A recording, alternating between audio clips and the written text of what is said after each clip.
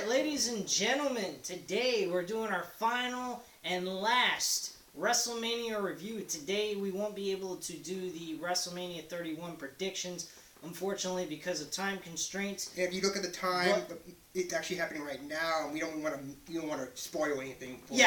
And we're not going to do any WrestleMania predictions today since we weren't able to do it Saturday. We're going to do a WrestleMania 20 final review before WrestleMania 31 goes on the air today. And the reason we picked this, because in both our opinions, that was one of the best WrestleManias in absolutely, yeah. I mean, they had like 12 different matches, and most of them 11, were very good. 11, maybe 10 tops, but whatever.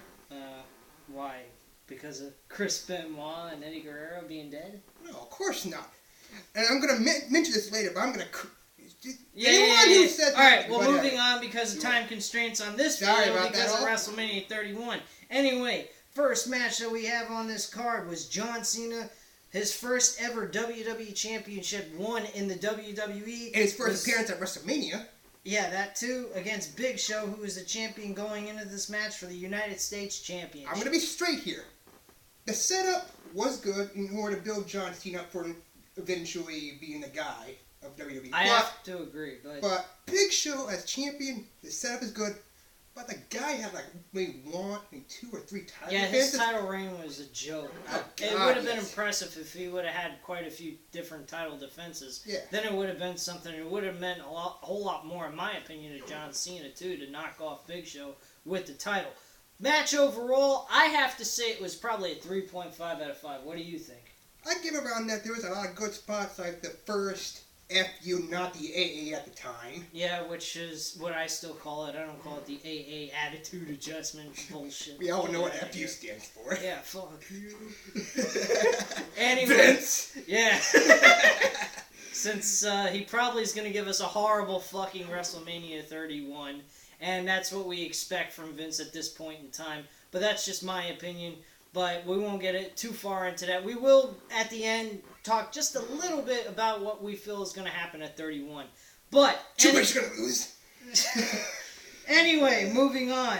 The second match on the card was Booker T and Rob Van Dam defending the tag team titles in a fatal 4-way tag team match with Garrison Cade and Mark Jindrak, the Dudley Boys, and Renee and La Resistance with Rene Dupree and Rob Conway. Yes, I'm sorry, which right. Booker T actually won with Rob Van Dam to retain the titles. What would you say with this match was? Well, yes. Actually, no.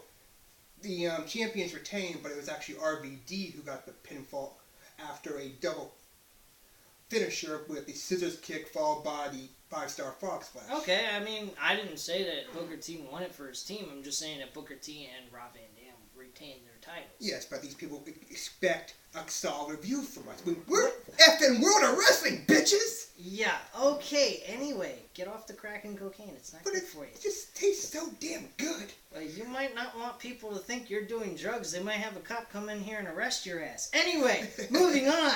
Y'all know what to expect from us. This match actually was a very decent match, in my opinion. It had a couple of good spots. I have to say it was a solid match, 3 out of 5-star match. And what do you think of the result of the whole match itself? I think the right team won, in my opinion. Outside of the Dudley Boys, that would have been fine with that. Yeah, the Dudleys are the greatest team in history, no doubt about that. But you have the champions going in with a 25% chance of retaining. And like Cesaro and Tyson Kidd right now. Yeah, but we don't know what's happening in that match right now. And we don't care, because it's pointless. It ain't even on the card.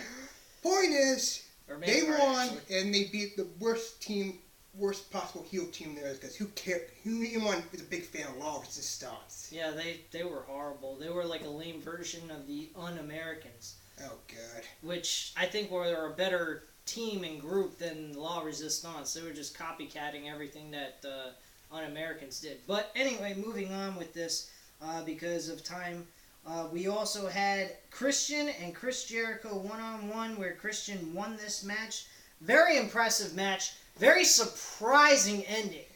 Basically, the setup was with Trish Stratus being in the middle. It was kind of a love triangle. But even before that, because it originally started off as a friendly battle who could bang who first between Lita and Trish with Christian and Chris Jericho for a Canadian $1, which was utterly the most ridiculous setup for a storyline, but it got better as time went on with this, because actually that whole scenario happened in December of 2003 leading into WrestleMania. But it was a good setup. It was a nice, solid, long setup. I mean, Lita kind of got shoved to the back, but whatever. Yeah, that was not a big deal anyway, I mean, to be honest with you. The surprising thing is Trish Stratus at the end of this whole scenario. She repeatedly slapped the crap out of Jericho. In fact, who can really blame her? I mean, Jericho, he's Ayatollah of rock and roll. He deserves. But to treat a woman as hot as Trish is, Whoa, Captain Charisma? No. That's later on. Christian was a solid, creepy little bastard. Yeah, CLB, I have to admit that Austin gave him the proper name for that. But here's the thing. Here's a funny thing I want to add to this whole scenario that we're talking about here for this one specific match. Trish Stratus got her ass kicked by Christian before they went into WrestleMania with him and Chris Jericho. It didn't look like foreplay to me. He looked like he was murdering her. Okay, but here's the thing about Christian. If you look back at your last video of WrestleMania 17, him and Edge had that unbelievable ladder match. Yeah. And you might consider that as maybe Christian's WrestleMania moment. Yeah. As a tag team partner. If you consider 20, this was his singles WrestleMania moment, because he beat the... Trish Stratus also had an involvement with having her own moment too, guys. Slapping the crap out of Jericho. Both of them... But Christian beat the very first, undisputed World Heavyweight Champion of the WWE. And he made out with Trish Stratus. I mean, even if he lost and still made out with Trish Stratus, that's a win in my book. I guess you could say I think it was a very surprising ending. My personal opinion about it is I was a little ticked off that Jericho went ahead and lost to Christian in that match, but he at least got revenge in the rematch at Backlash, so it made up for the loss. Yeah. So it wasn't that big of a deal. They made up for where they messed up, and it wasn't that big of a deal anyway that he lost at all. It kind of helped Christian, in a way, give him some more prestige to his character. Yeah. But my personal opinion, I'd say it was a 3, maybe a 3.5 out of 5. Yeah, and of course, Jericho was on a major WrestleMania losing streak to begin with. I didn't know that fact. Good 18 lost to Triple H, 19 lost to Shawn Michaels.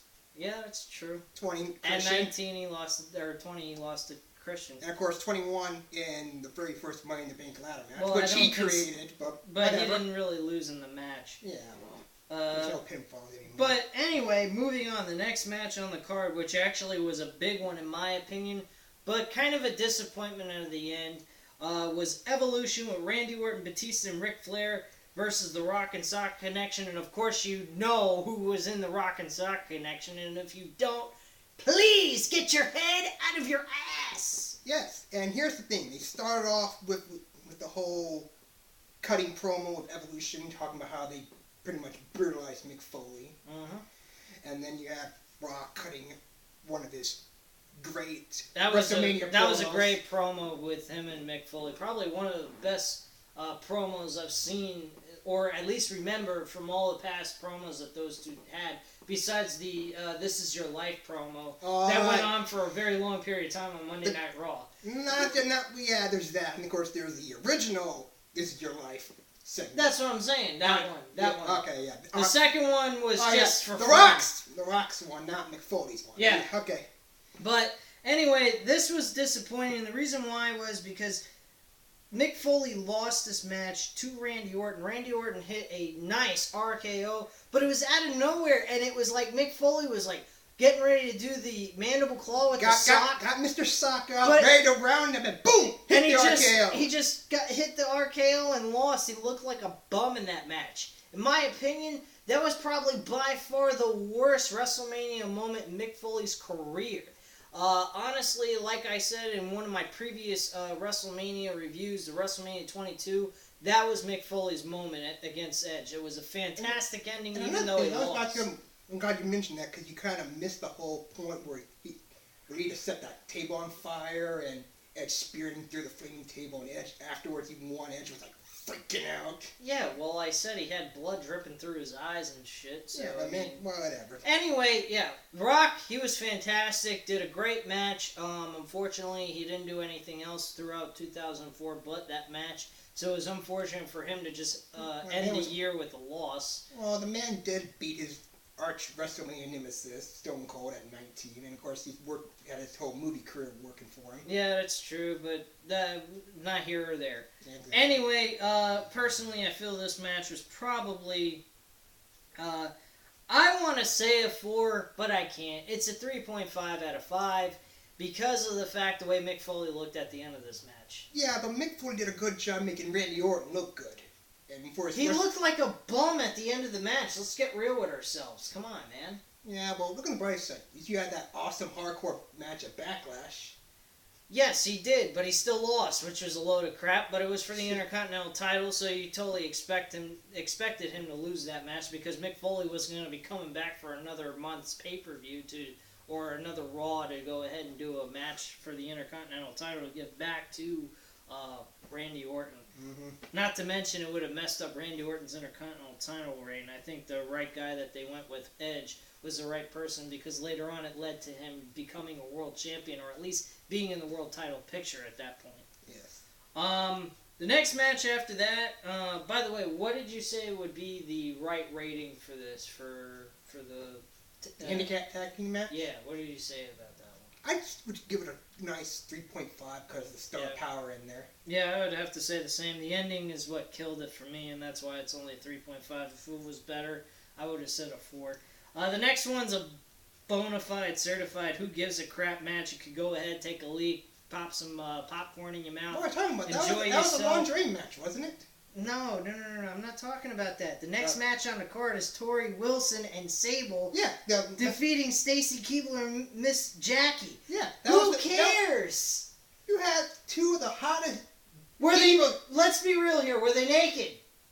Oh, no. They were in bra pants, but it was eye candy. No, man. They have to be naked. For me, I'd have to see them naked, and they weren't. So end of story. I'd like to apologize to our interim host for being a not pervert. I am the fucking host of my show, and you will respect my show. You will respect my authority. You damn straight. Now go ahead and say what you want to say. Well, that's pretty much it. Oh, well, thanks for fucking around with me.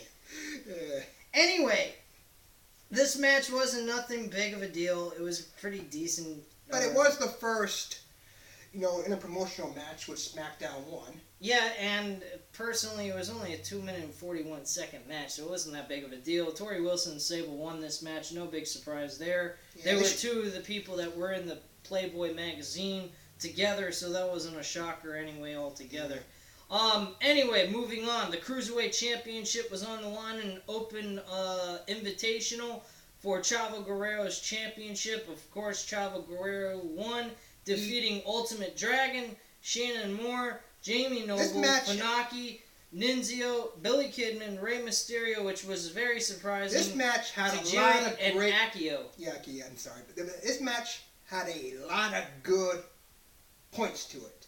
I mean, the opening between Shannon Moore and Ultimate Dragon was a good opener in case Ultimate Dragon won.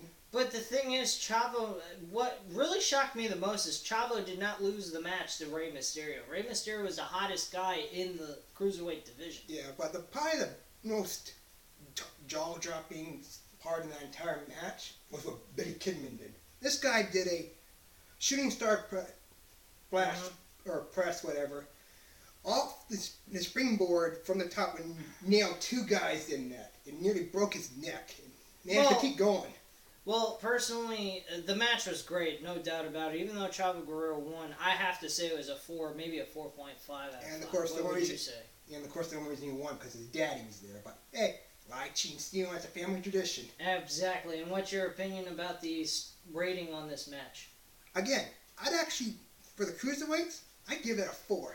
I would have to say the same thing. It was a very good match, which actually was leading up to even bigger matches into the show, except for maybe this one. And of course, Ray coming out, hottest guy. Except for this one. Goldberg and Brock Lesnar. Okay, you be quiet. I'm gonna cut this thing And on then your ass. And then I'm gonna go ahead and state my opinion. Go ahead. Lead the floor, buddy. This match. What can you say about this match? Oh, wait. I'm pretty sure the entire audience in Madison Square Garden kind of summed it up in one word. Boring. They should have... Boring. No, what they actually should have said, not boring. This is a piece of shit. POS. POS. It's crap. Yeah, but... It was one of the most hyped up pay-per-views and here's the reason matches why. in history. This goes back to the Royal Rumble, which case an interview between Goldberg and then Brock interfered saying, I beat Hardcore Holly. Whoop the effing do. Mm-hmm. And who cares if Goldberg came out in 30? The Royal Rumble hit. Goldberg came out, speared the living crap out of everyone in the entire ring. Yeah, which wasn't surprising. I really thought he was going to be the guy to win the whole Royal Rumble thing to face Triple H for the title and win And it then back. here comes Brock Lesnar. Problems. And here comes Brock Lesnar. Out of nowhere, hits the F5. Goldberg kind of stumbles, get back up, pissed off, then gets eliminated by Kurt Angle. Yep, and it was a really sad thing that they did with Goldberg. He was really tearing it up in that Royal Rumble. And of course, the two biggest guys on both brands, you know, when I say big, I mean fucking huge. And you mean like buffed up, strong as shit? Yes. And of course, the rattlesnake decides to slither on in. Actually, Vince McMahon pushed him into this. Oh, that's true, but he did give Goldberg that. Yeah, he gave him the ticket and screwed Norway. Brock Lesnar for the championship, giving it to Eddie Guerrero, which, by the way, he had a fantastic match, which I'll get into in a few moments. But eventually, like again, here's the thing. Now that we set up the match, you got Brock, Goldberg, the setup, Austin put in the match. And when the match starts, for 5 minutes, maybe more, all they did was just try to do the whole chain grapple, elbow tie up, and try to nothing. And then eventually, basically, they were testing each other's strength. They were whacking into each other, trying to do shoulder blocks, knocking each other down. They were standing in the middle of the ring, talking shit to each other, and there was nothing going on. This was the biggest hype. I have to say the promo to this match was better than the match itself. Bottom line. This was a joke. You had the fans chanting boo, this match sucks, telling Brock to get the hell out because he wanted to go to the NFL for Minnesota Vikings, which, by the way, he didn't make it, of course. Oh, well. As you all know. Yeah. Of course, Goldberg has already did NFL before wrestling. So. Yep, he didn't do much in there either. Point is, once the match got started, it was decent, but in my personal opinion, even after the match, which Goldberg hits the spear. Actually, there were a lot of good points when the match started. The whole countering the finishers, the F5s, and the spears. Once the match started picking up and it felt like a match instead of them just standing there talking with each other, it was good. But they didn't put any effort in it. No, they didn't even care. No, the highlight of that match was Stone Cold hitting the stunner on both of them and kicking them out. Yeah, that was the highlight of the whole match. Honestly, the ending was good. The middle and beginning was horrible. It made no... It was crap. And you know what? I'll give... It was a lackluster match. I'll give it a 3 for Austin's part. But the match entirely, I can't even give it a rating because it just sucked. So it was a dud. Oh, God. I had more fun watching the two Divas matches than this match. Okay, well, apparently that must explain why you're so... Never mind. That wasn't even a good joke. Don't mind me. Anyway... Yeah, and that's why he's the interim host.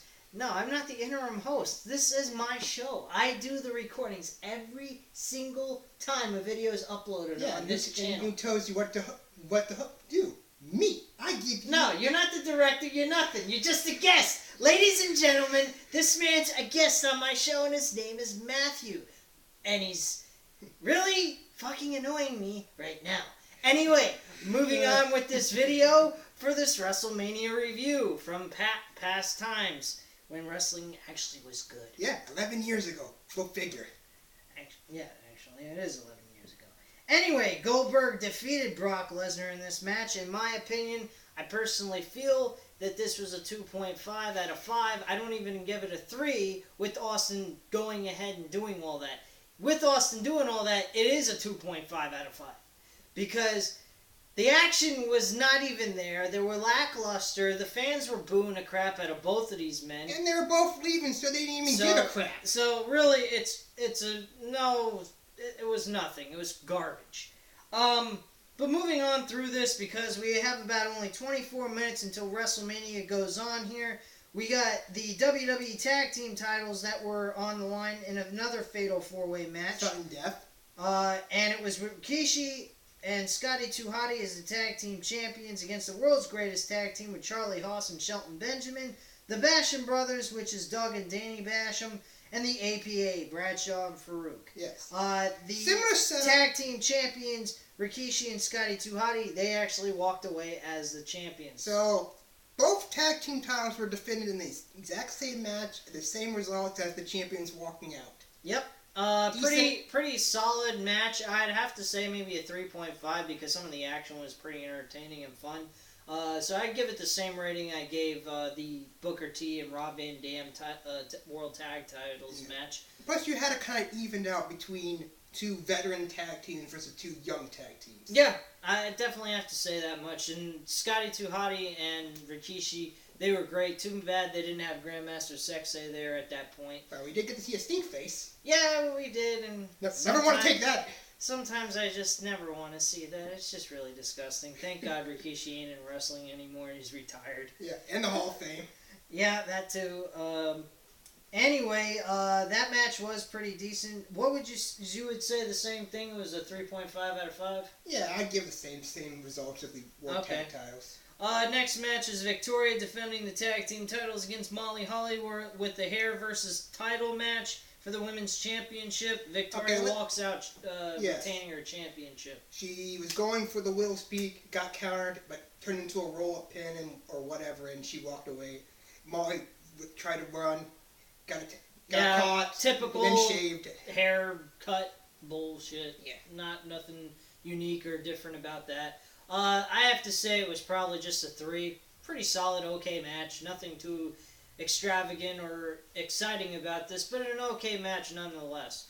What would you say the match rating? I get the same thing. Okay. I mean, it was the women's title, so that's. Yeah, I'm not gonna be too bashed on that because I mean, be honest with you, it was just your typical women's title match. This year's women's match is just another tag team bullcrap match. Anyway, moving on, we have the WWE Championship Stellar Classic match. Between Eddie Guerrero, the champion, defeating Kurt Angle. Give me your thoughts on this one, man. The setup, again, was great. Using Eddie's past history as Kurt Angle's motivation. Yeah, what I didn't like, though, is Kurt Angle was face, and they changed him back to a heel, like, less than a year. It's not a big... I just didn't like it. Yeah, I mean, it was still a good setup. Paul Heyman's involvement was whatever, but the match itself was great. I mean, they were both trying to counter each other's signature suplex maneuvers with the Three Amigos and the hat trick. Well, I have to say this much. The match was back and forth action.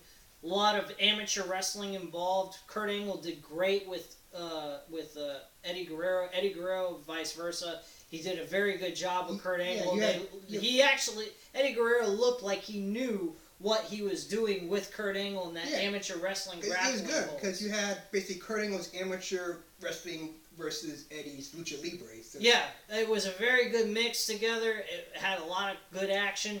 And of course, Eddie Guerrero walked away with lying, cheating, and stealing. The way he did it was...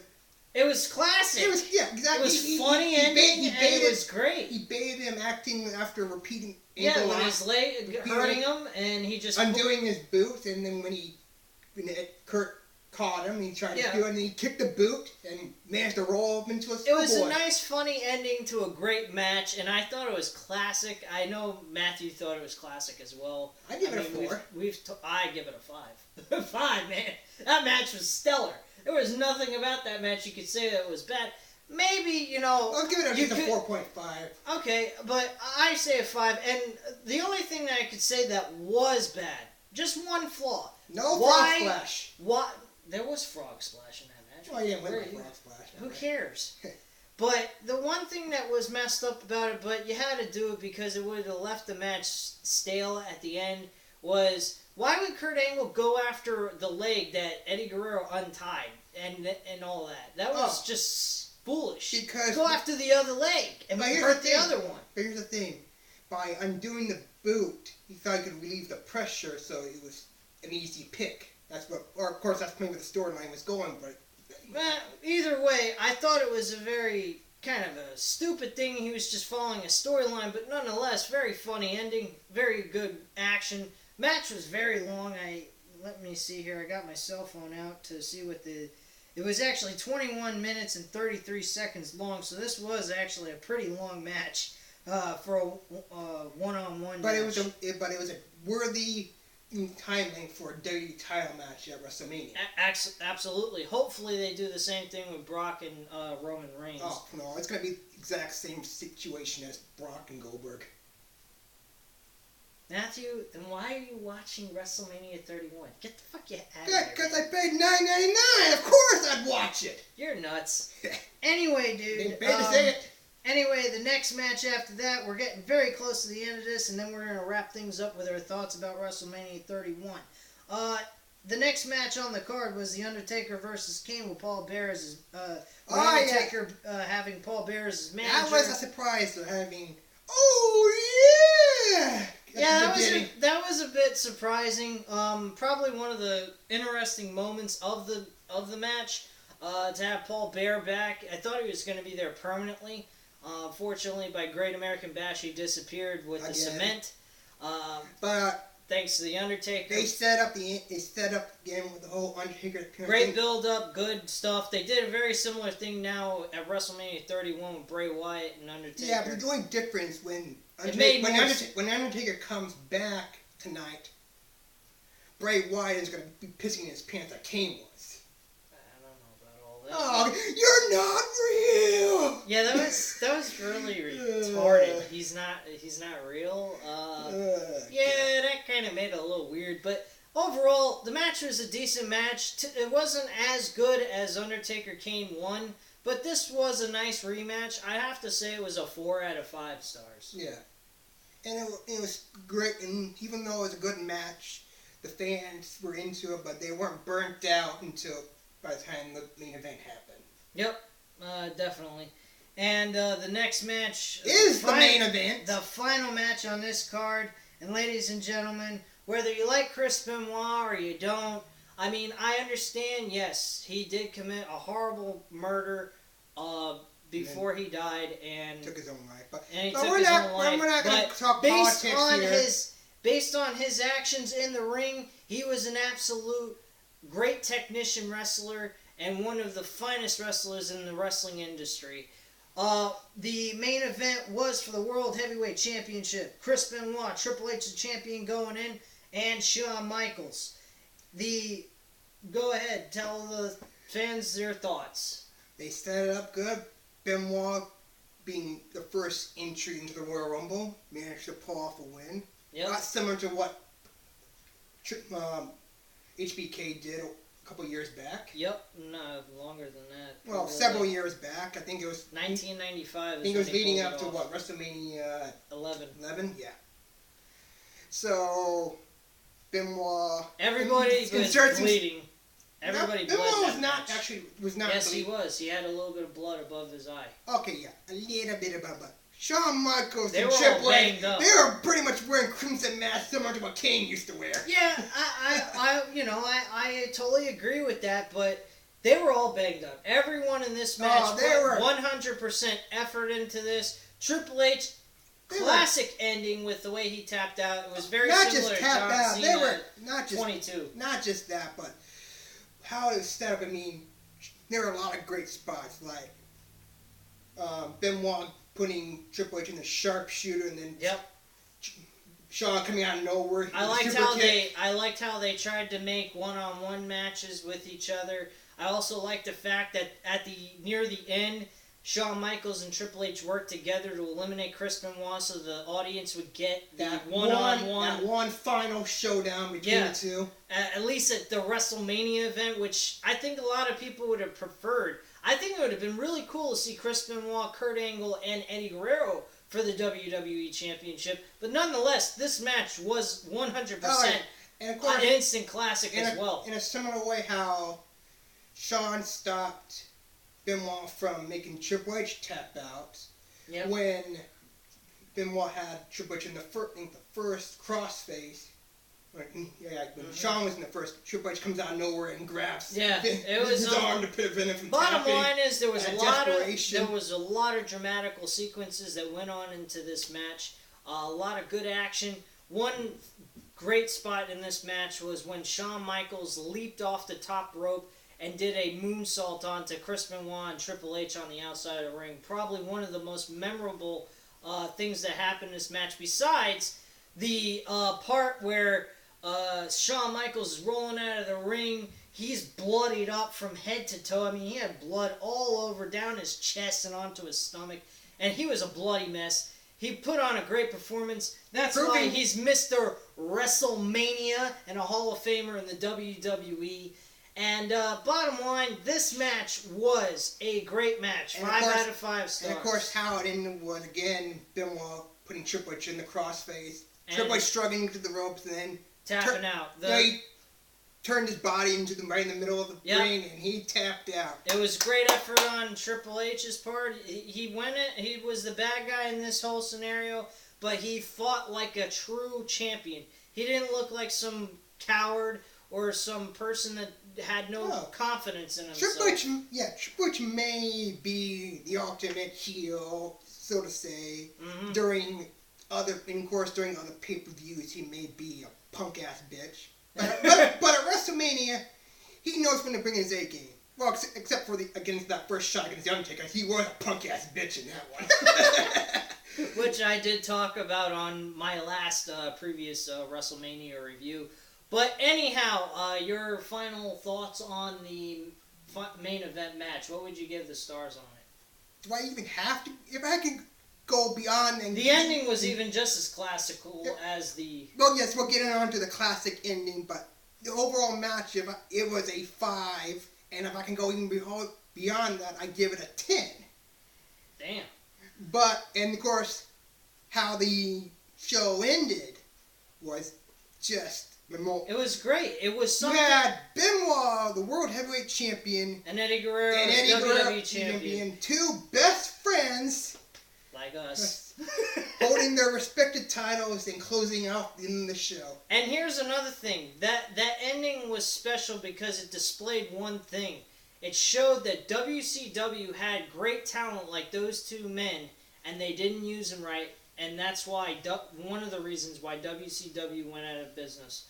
But that being said, Art, now to wrap things up, got 10 minutes left, so we're gonna wrap this up with just a small prediction on WrestleMania 31. Your overall thoughts. Don't go into the matches or anything like that. Just give your broad overall opinion of what you think WrestleMania 31 is gonna be like. Well, hopefully it may not be as great as maybe last year, because the main event is lacking. I'll give him that. But I kind of disagree with you. I really think that this is going to be a shocker to a lot of people. People are going into this thinking it's going to suck, but I think that with what they could do, they could really impress people. Not to mention, I think they should make Roman Reigns lose to Brock Lesnar because it might gain people's respect for Roman Reigns and build him into the next superstar that he should become later on down the road. They did with Shawn Michaels. Yeah, and of course there have been a lot of talks about we talked about the coming back at Fastlane with the eventual heel turn of Sheamus.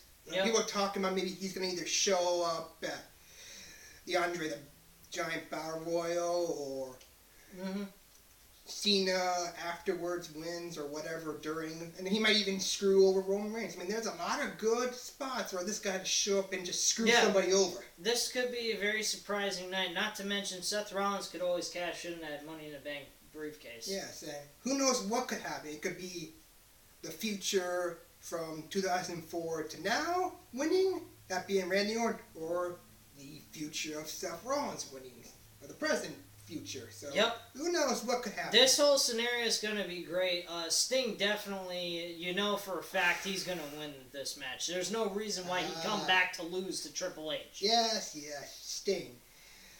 What can you say about Sting? Except he's fucking Sting. Yeah, and he's the icon. He is the man. He is the man of WCW. He's the man of TNA back in the couple of years back. He even made TNA great. Unfortunately, TNA sucks, and like I said last month, I ain't doing any more reviews on them. Anyway, with that being said, that's all we have here at this time. Any other thoughts? We hope you enjoyed this show as much as we enjoyed reviewing, because after all, I said it before, I may have said it before, I'll say it again. WrestleMania 20 was not only my very first WrestleMania, and I'm sure everyone remembers what the first WrestleMania was like. It was epic.